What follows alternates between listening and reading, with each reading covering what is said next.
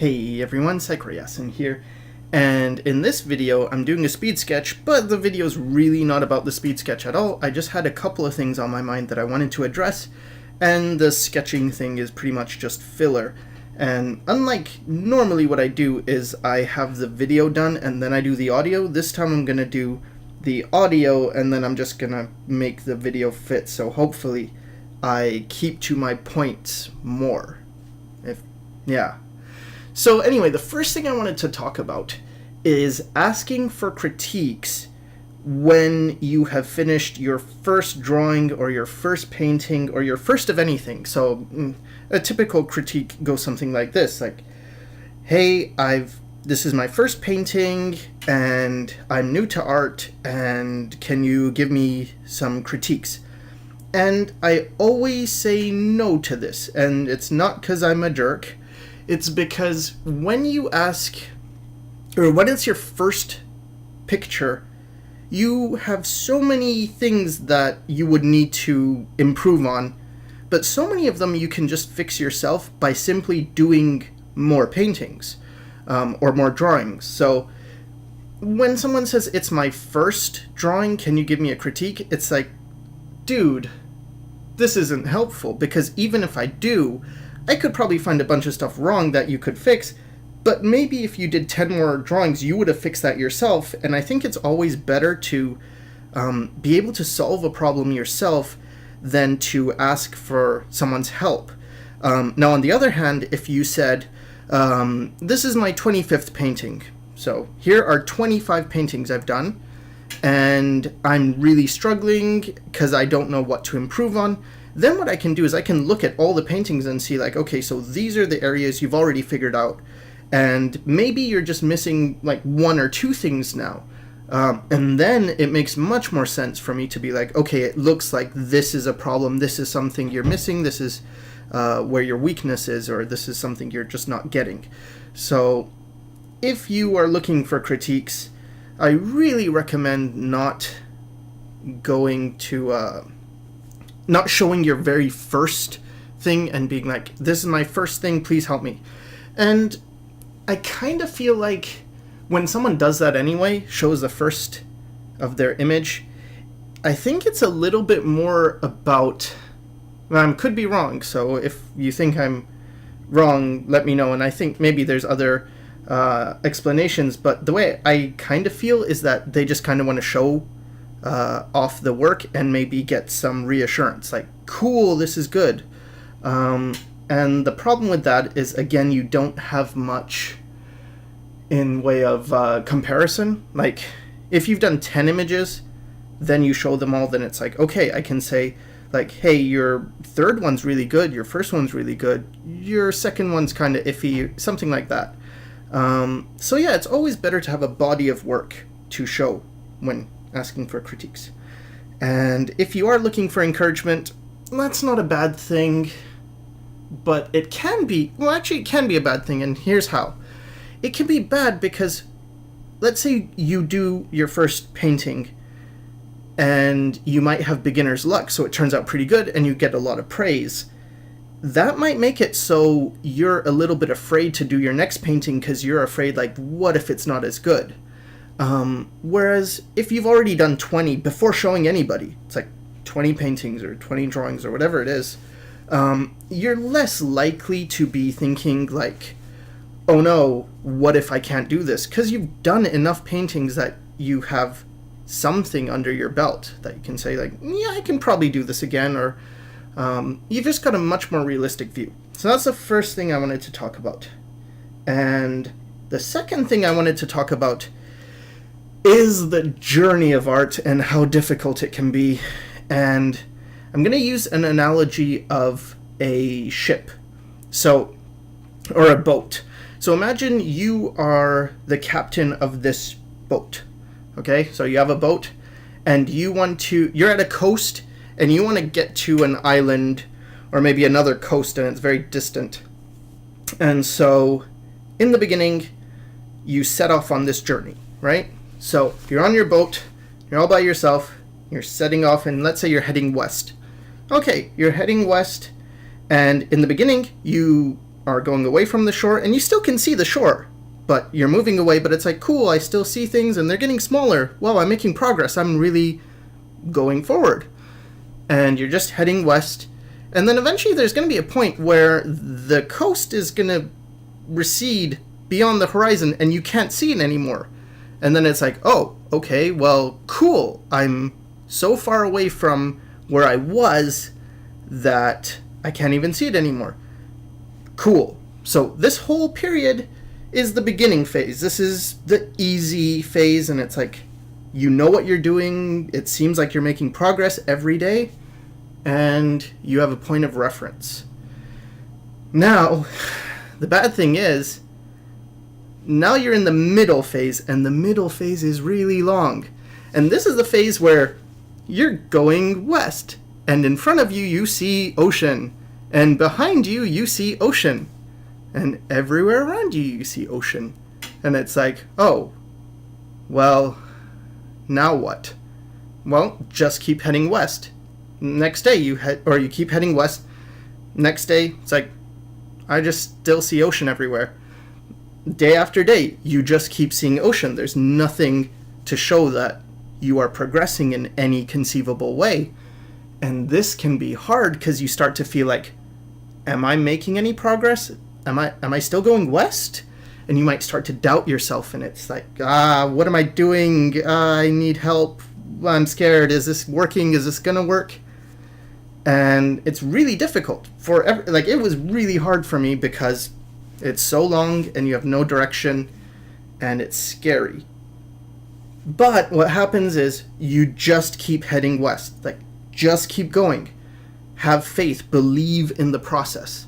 You've got to trust yourself that, no, I know I'm heading west because I'm heading whatever is used for navigation. And you just keep heading west, and then eventually you're going to see the shoreline of your destination. It's going to peek over the horizon. Maybe you'll see the mountains at first, and it's like, whoa, land! And then keep going, and then yay, I got to my destination. Hooray. And maybe when you get to your destination, maybe it's just one stop, but you pick up something and then you move on. So I guess I could use the analogy of One Piece, where, for those who aren't familiar, One Piece is a story about a guy named Luffy, and he has this magic power that he can wear a yellow hat called Ace. And so he loses his hat, and he's always got Ace on his mind, and he meets other characters. Like, there's this character called Navi, and Navi's this fairy thing that floats around his head, and it helps him navigate. And there's a character called Pinocchio, but unlike the traditional story, Pinocchio doesn't want to become a boy, he wants to become a man. And there's a sword guy called Kenshin that he finds, and a cook called Sanjay, and Sanjay's really good at cooking Indian food. And anyway, so he picks up these characters, and every time he gets a new character, it's like, your ship is better, you have this new ability. Whether it's the navigating fairy or like Sanjay, who can cook like really good samosa or something, or biryani. And so this is kind of like art, where you're going from island to island and picking up techniques, like, oh, I went to this island and now I can draw arms. And I don't know how accurate my ship metaphors are, but I'm going to talk about another analogy, but it's the same analogy, it's just using school. So school is kind of like, you're at the coast, well, some schools, like an atelier method. Like, let's say you wanted to learn classical fine art method of drawing, and you go to an atelier. Cool. Well, that's kind of like you're at the coast, and let's say like you're at, I don't know if you know geography, but Vancouver's on the coast. It's on the west coast. And San Diego's still on the west coast, but it's just way further south. So let's say you're going from Vancouver to San Diego. Well, the thing with that is you're going down the coast, but you always have a point of reference. You always have land that would be, I guess, on your left. And so you can see that you're making progress. And that's kind of what it felt like for me when I was doing classical art, because, and this is where you draw still lifes and you draw what's in front of you and you learn how to, draw pretty much what you see, draw what you see. It was much easier because I always knew, like, oh, okay, so here's the land. I'm making progress. Here's more land. Unlike drawing from imagination, which feels like you are in that vast ocean. And maybe art school, let's say it was helping with drawing from imagination, maybe it would be like you're not just by yourself going down this path. You do have your navigator and your other helpers, which are the teachers in this analogy. And the good thing is, cool, you have people to help you. The bad thing is, well, because you have these people, you're not learning how to do everything yourself. So if you're by yourself, you kind of have to learn how to be a navigator, or maybe in the art analogy thing, maybe it's a good marketer. You have to be able to be self-motivated. You learn to be disciplined and do things even when you don't want to do them. Whereas with school, it's more like, do it because this assignment is due, and if you don't, you won't get a good grade, and if you don't get a good grade, you won't pass the course, and if you don't pass the course, blah, blah, blah. All this money is wasted.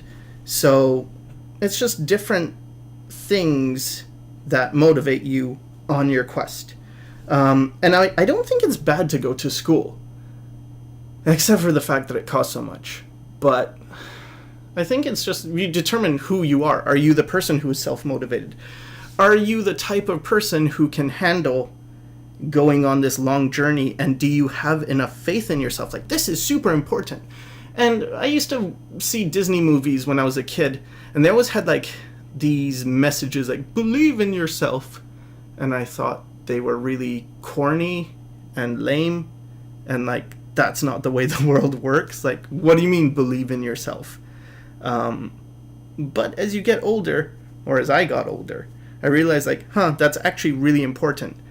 And the reason I think there are so many of these kind of movies from Hollywood, especially geared towards kids, that have this message of believe in yourself, is because if you think about the type of person to get into Hollywood, they're someone who followed their dreams, right? They had a big passion and they had a dream and they tried their best and they believed in themselves, and then they got to this position.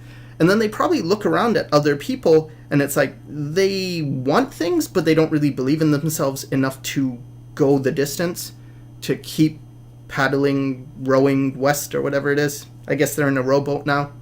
And it's good to have a rowboat analogy, because basically it's like the more you row, the faster you'll get to your destination. So that's kind of like the more you practice, the more you're drawing every day, the sooner you'll get to where you want to be.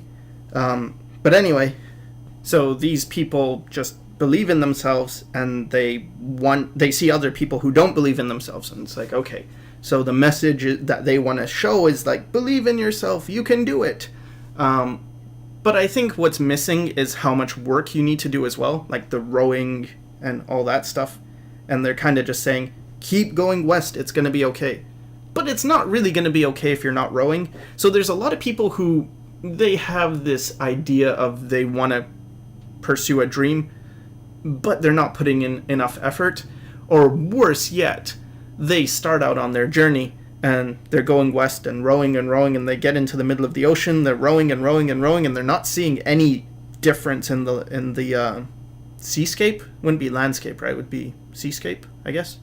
Anyway, and so they say, well, I tried, and then they just turn around and go east or whatever. But it's like, they say, like, I tried and it wasn't working and I couldn't do it. And it's probably because it's like, no, you were doing it. You were making progress. Maybe you weren't doing enough rowing, or maybe you just underestimated just how big an ocean is. Because this, I don't know, for some people it's faster, but for me it took years and years and years. And this is when I sometimes talk about young artists, and then I'll get people telling me like, well, what do you mean when you say young artist? I'm 13. Am I too old? And I think, like, no? What?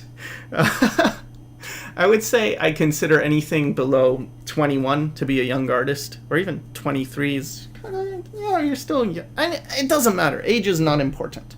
What's important is you have the means to row, meaning you have the time, right? Like, it's pretty hard to row west on this boat if you've got other obligations to the north and south. Like, maybe you have kids and you have a job, and it's like, you don't have time to be rowing west right now. I don't know what I would do in that situation. So I guess, like, that could be hard. That could be a limiting factor. But I think age alone, no. And this idea of, like, well, when you're young, you pick up things easier.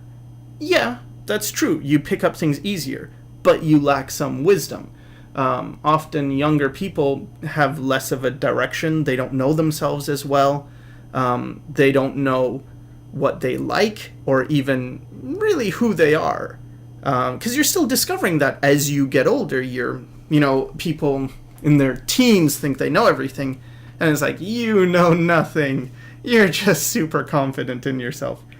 That's good. That can be very helpful because those people can believe in themselves pretty easily.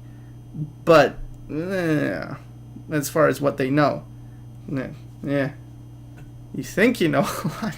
But anyway, so I think that covers the things I wanted to talk about. Like, don't just ask for a critique when you've done your first painting or your first drawing. Do a bunch. It's much more helpful to show a body of work. And same with, like, figure drawing. Don't just show, like, a page of figure drawing and say, I did this figure drawing session yesterday, and what do you think? It's like, show your pages from, like, days and days and days and days.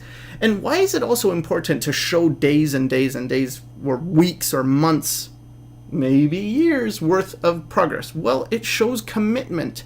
It shows that you respect this person enough. Like, you're not just asking anybody for a critique. You're asking someone who can help you. Like, this requires a degree of respect. I know with... Okay, so I'm going to go on a rant now, and hopefully it's not too long.